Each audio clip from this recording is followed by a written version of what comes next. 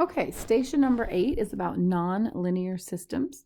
So remember, in general, what we're doing is we're trying to find the coordinates of the point or points where these two functions intersect. So we've got a quadratic function and a linear function, and we're trying to find out where they intersect.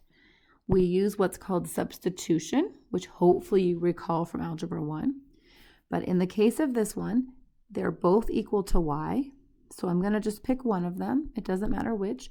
I picked the 6x minus 2. And since y is equal to 6x minus 2, I'm going to go into the other equation and I'm going to replace that y with 6x minus 2. So I have 6x minus 2 here equals x squared plus 4x minus 5. So what you would do from here is determine what method is best to solve that quadratic.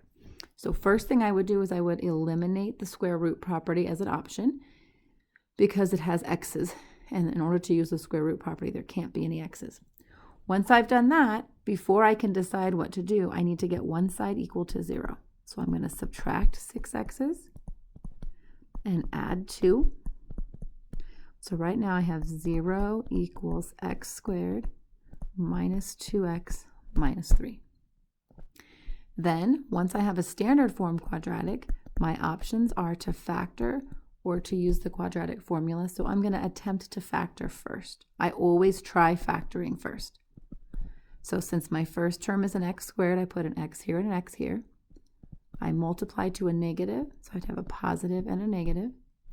And now I'm trying to find numbers that multiply to 3, and the same two numbers have to add to negative 2. So that would be negative 3 and positive 1.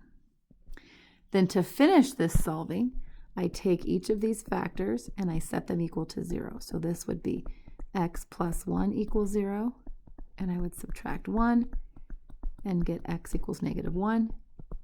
And this would be x minus 3 equals 0, and I would add 3 and I would get x equals 3. Now normally you'd be done here. You have a quadratic, you got the x's, you're good to go. But a system of equations is a set of points where those two functions intersect. So essentially, in terms of coordinates, you have found the x coordinate of where these cross, but we still need to find the y coordinate. So we find the y coordinate by plugging the x's into either of these two equations. So you may plug it into the quadratic or into the line.